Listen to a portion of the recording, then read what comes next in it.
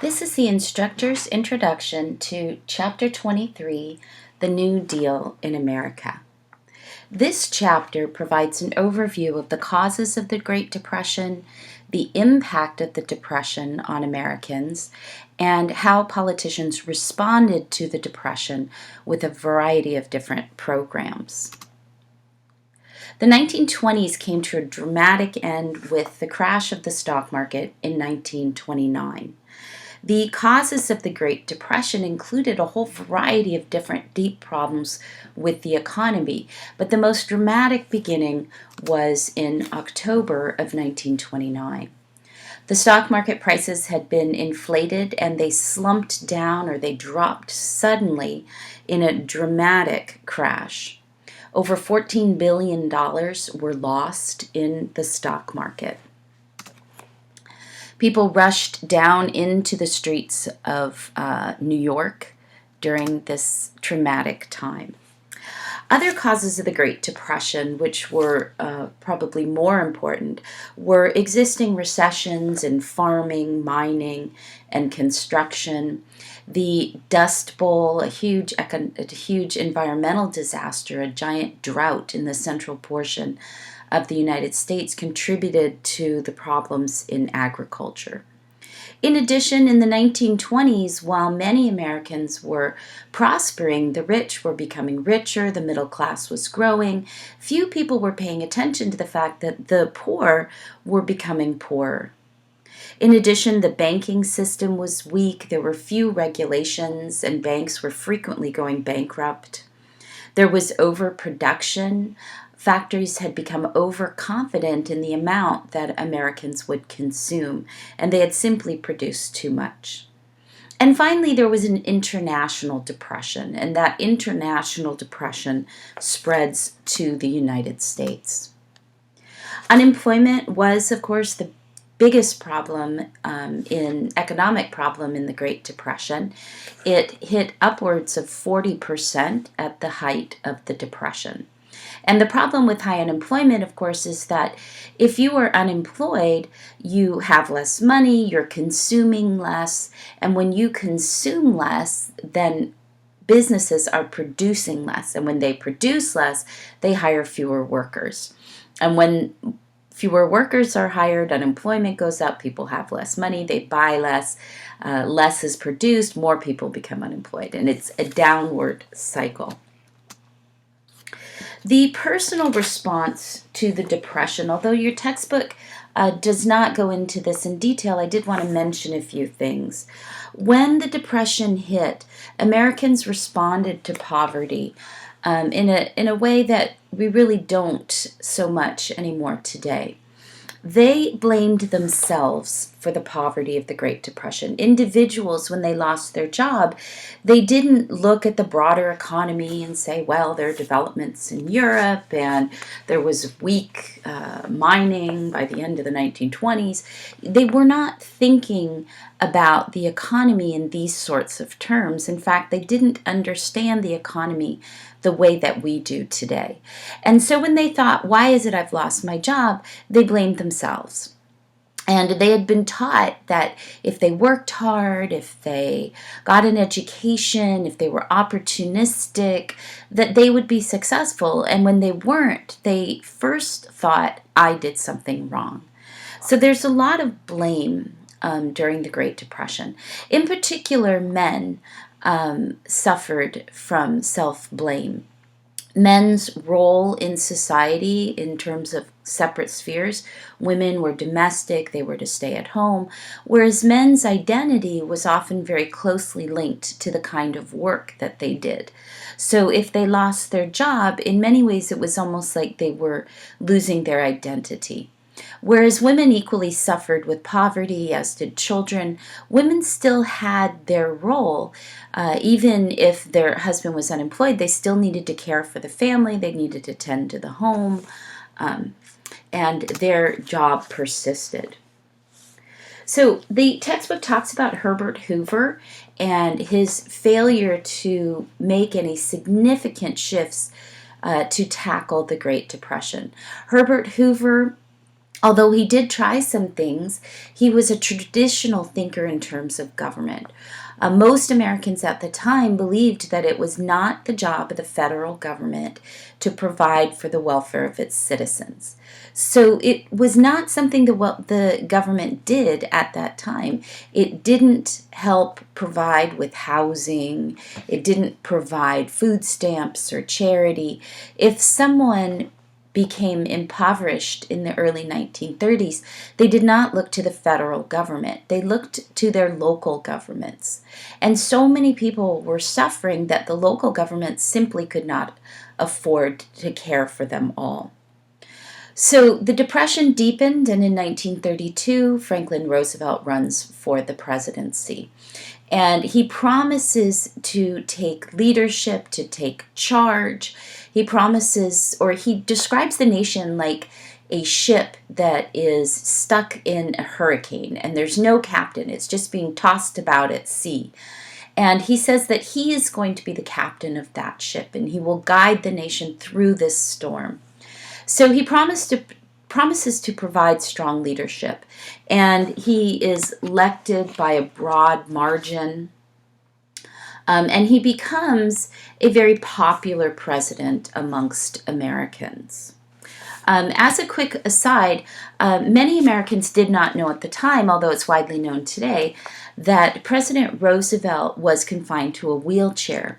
As an adult, he had contracted polio, and he was very, very sick. He almost died, and afterwards he was unable to walk. And this sent him into a deep emotional depression, which he pulls out of and enters back into politics. So he starts his life as this kind of golden boy. He's very rich. His family is wealthy, and he's actually being groomed for the presidency. Theodore Roosevelt was a distant relative of his. And then he's struck by polio, and he almost lets it all go, but he doesn't. He goes back into politics. But when he enters back into politics, because of this experience, he's changed. And he is now a person who isn't just kind of a rich boy leading a charmed life. He's now somebody who has really experienced suffering and difficulty in life. And it leads him to be much more empathetic with Americans and their suffering during the Depression. So when we see pictures of Franklin Roosevelt, he could not stand on his own. However, he did have leg braces that kept his legs straight. And when he could hold on to somebody's arm or hold on to, here he's holding on to the car, if he could support himself, he could stand up for short periods of time. He also was a president who could work the media pretty well. Radio was expanding at this time, and he certainly used it to his advantage. So the textbook talks in detail about the New Deal. The first New Deal included a whole bevy of programs. It was Franklin Roosevelt's program to combat the Depression. And it involved a whole series of different government programs. And it was pragmatic, meaning that he was not wedded to one certain approach or one particular philosophy. He would try something, and if it didn't work, he'd scrap it, and he'd try something else. And if that didn't work, he'd scrap it, and he'd try something else. And if that worked, he would expand it. So the programs can be divided into roughly 3 different categories in the New Deal. There were some programs that were aimed at helping the economy recover. So that included the National Recovery Administration, which was helping the industrial sector and businesses recover, and the Agricultural Adjustment Administration, which focused on helping farming. And of course, there were many others. These were the 2 big ones. The New Deal also envisioned a new role for the federal government in that it should provide for the welfare of its citizens by helping relieve their suffering. So it provided relief, and that included direct aid to American citizens.